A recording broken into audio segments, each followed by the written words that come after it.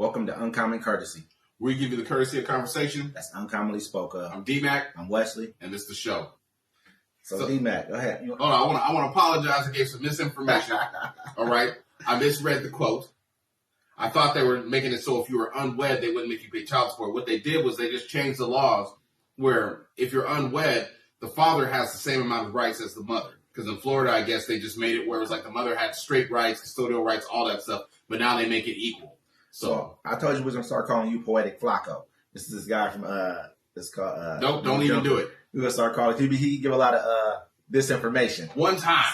But it's good though. At least you came and you corrected. Yes, I like to do that. We're trying to give you real news. Absolutely. So if I make a mistake, if Wesley make a mistake, you know what I'm saying, we're man enough to come up here and say something about it and apologize and try to give the proper information. Absolutely. Anywho, yeah, let's jump right into it. So we've been having this conversation going on around the United States about just inflation. Yeah. Just, everything seems to have gone up, especially since COVID.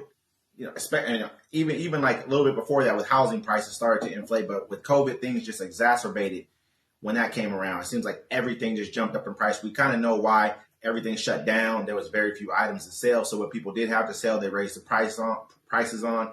But it's persisting, especially in food. Well, because Americans, excuse my language, got punked. During COVID, they were being nice to us. They was giving us extra money for unemployment. You didn't have to pay rent.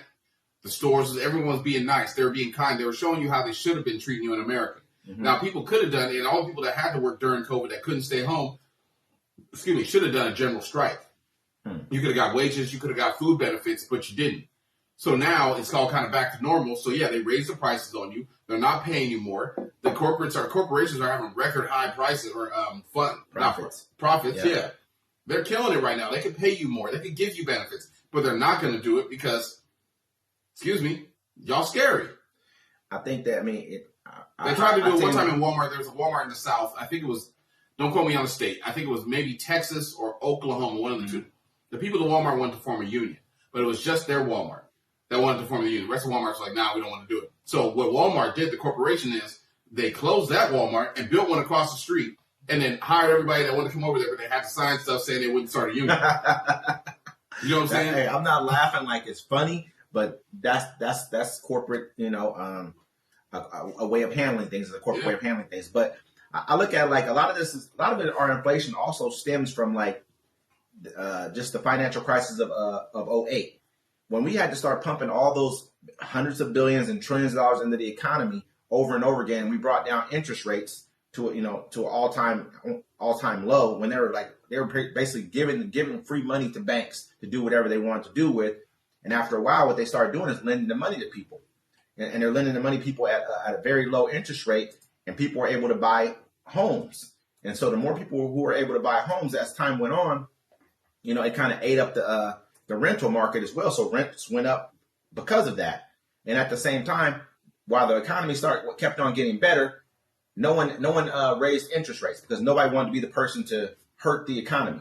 You get into a situation to where Obama, during his presidency, it seems like we're giving him a pass, but we're not, because he was the guy who was a part of the initial blow of the financial crisis. But during his last 4 years, he should have looked at slightly raising interest rates to kind of take some of that money out of the economy. But as soon as Trump got in office, first thing he did, tax cuts for the wealthy, trillions of dollars off the table, just taken out of our tax base. Now we're basically in a bigger financial hole, and he did not raise interest rates. When you're in a good economy, first thing you do, what you do not want to do is cut taxes. Another thing you don't want to do is have low interest rates. You just can't, because now everyone has money, and then COVID comes around, everyone has more money, and so people are just buying houses left and right.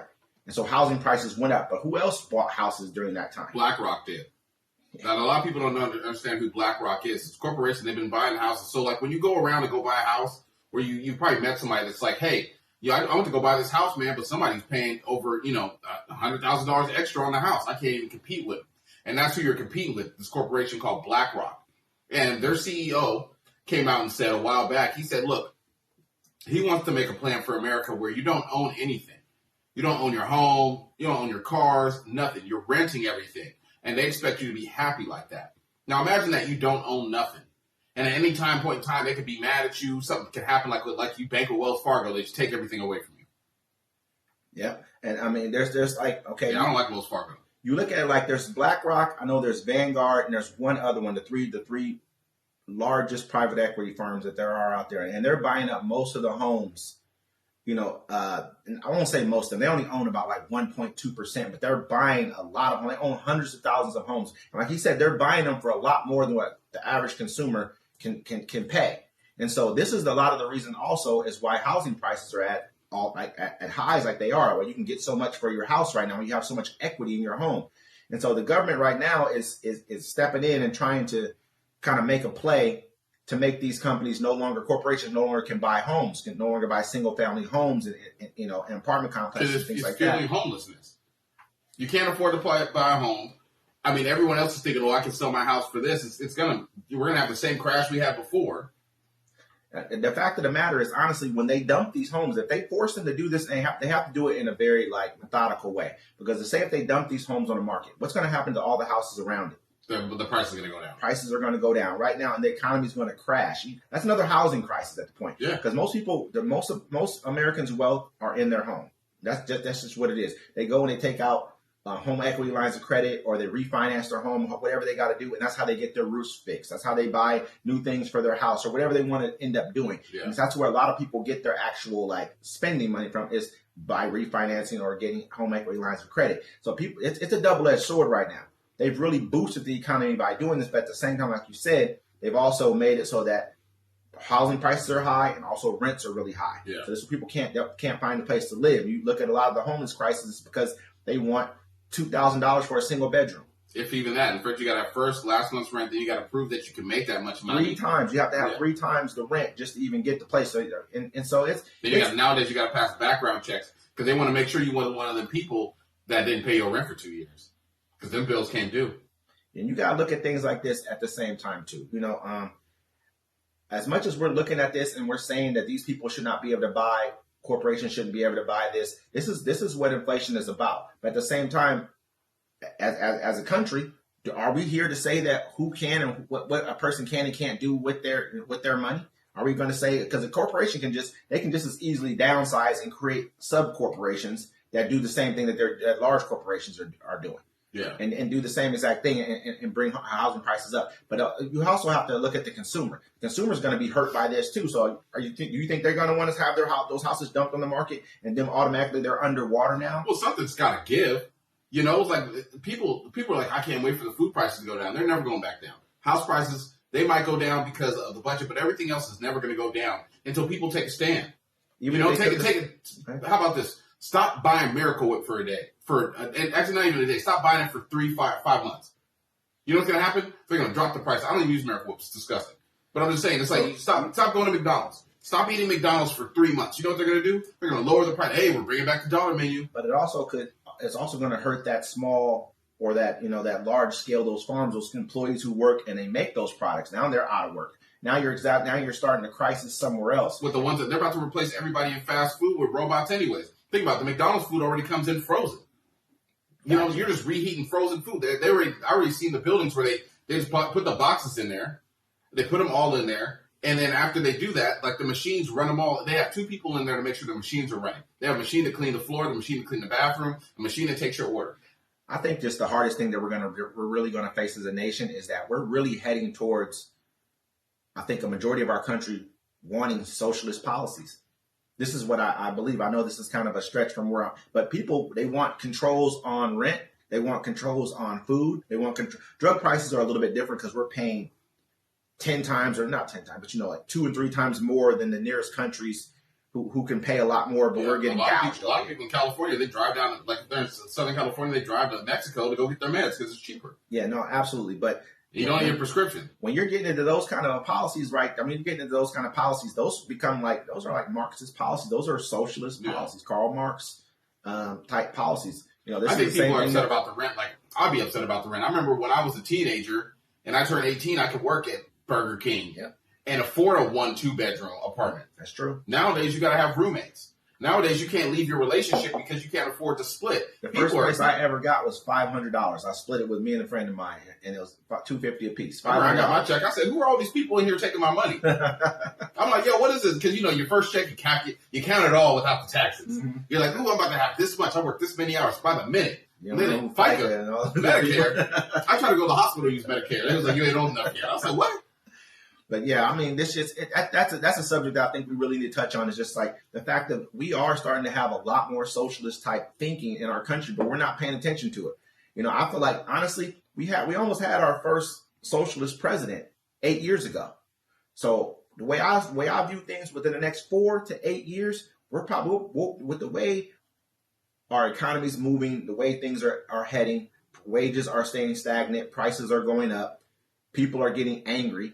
The only way you can fix that is by socialist policies. Well, that or it's just people have to stand up and take a stand. I mean, these corporations and these CEOs think they're just going to keep getting away with it. And after a while, your security ain't going to protect you.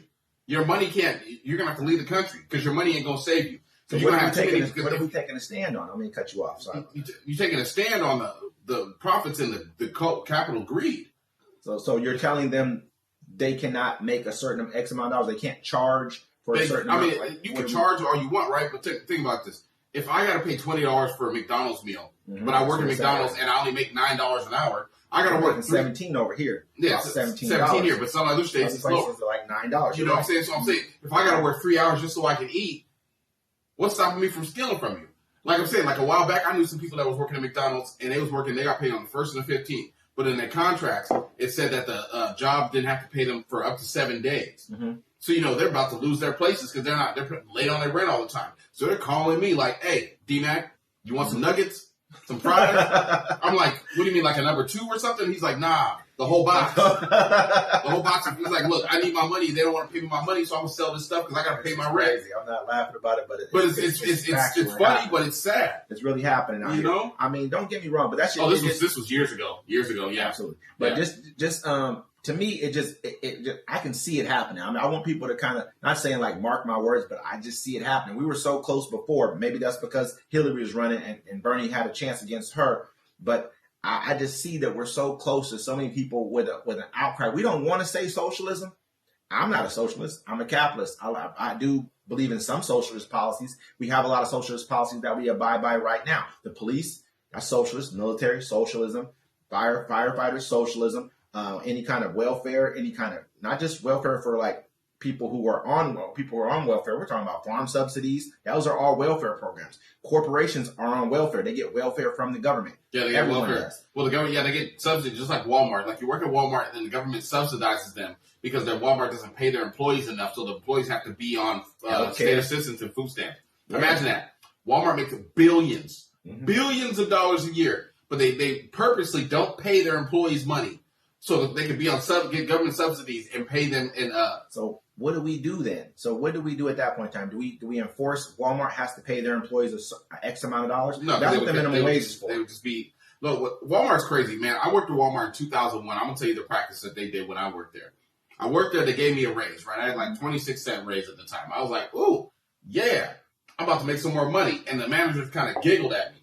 You know what I'm saying? So I was like, it's kind of weird. Then I got my next week's schedule. Maybe it was $1. Maybe they gave me $1 raise. Maybe not 20. Because I get my next week's schedule, right? Anyways, I get my next week's schedule, right? And they cut my hours.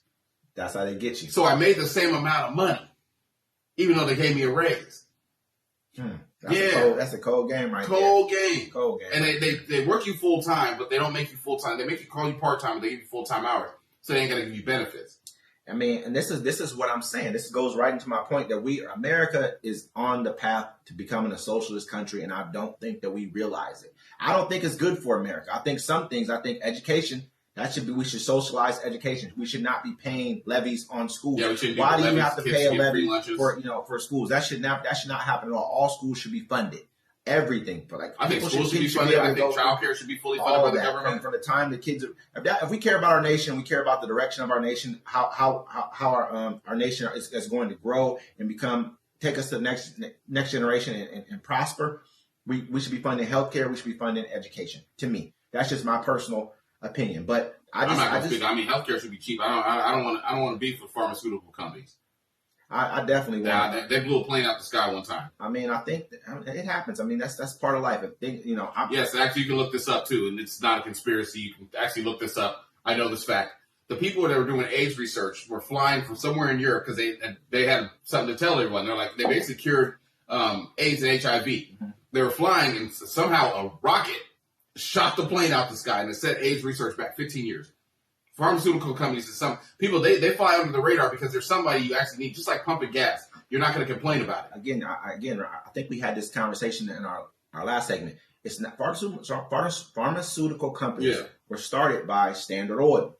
You know what I mean? That's where all this, that's not one saying the companies were all started by that, but that's where they invested the money into doctors and put that as a form of government agenda. That came from Standard Oil. They used, I think it was petroleum, some type of petroleum based in a lot of the pharmaceuticals, and then they went from there and they started buying up the agriculture. So all this stuff is intertwined. It's not a pharmaceutical company that you're dealing with. You're dealing with mega corporations. Yeah. And they're all under the same agenda. And they're thinking 5-10 years ahead of everybody else. 50 probably, or more than that, at the end of the day. And we all worry about what we're going to do Saturday. And so but I do believe that by 2028, 2032, we're going to have a candidate that is genuinely liked by the general public because they'll expound a lot of socialist traits, but they may not call for full-on socialism. They may call for free healthcare, free education. They'll be called socialists, but people and they're going to call for house like rent control, and they'll probably also call for food prices to be controlled, and people will love that. People will say, yes, this works for me. I can see myself voting for a person like this. They'll be called socialists, and they'll be put in a box, but I think the majority is going to go for it. I mean, it's got to be better than what we're doing now. We'll see. Because you go to Seattle, it's crazy. You got all these homeless people out there, but they can't even if they got a job, they couldn't afford to get a place out there. I mean, you got people working. Yeah. You can't. You go to California the same way. I mean, every state is the same exact way, but there's just some places that are so poor that nobody really want to be there. You know what I mean? You're going to go to Mississippi. I'm not knocking Mississippi. I'm good on Mississippi. Kind of cold right there. I mean, you go to certain other states that are just, Mississippi pretty much is like the bottom when it comes to like education, healthcare. Yeah, they're pretty much in Alabama. And nobody want to go to Alabama. It's messed up. You know what I mean? Or Kentucky.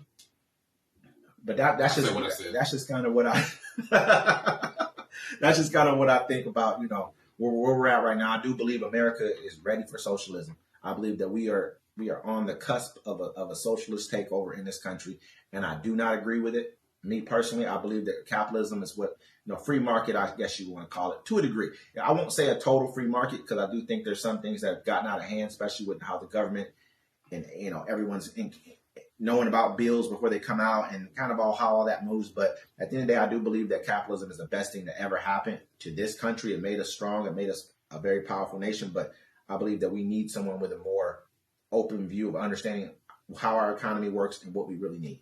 Yeah, and what do y'all think about that? Are you ready for socialism? Do you like capitalism? Do you think we need to tear down the system? Do you think we need to build it or change it? Let us know in the comments. Like, listen, subscribe. You got any topics you want us to talk about? Let us know.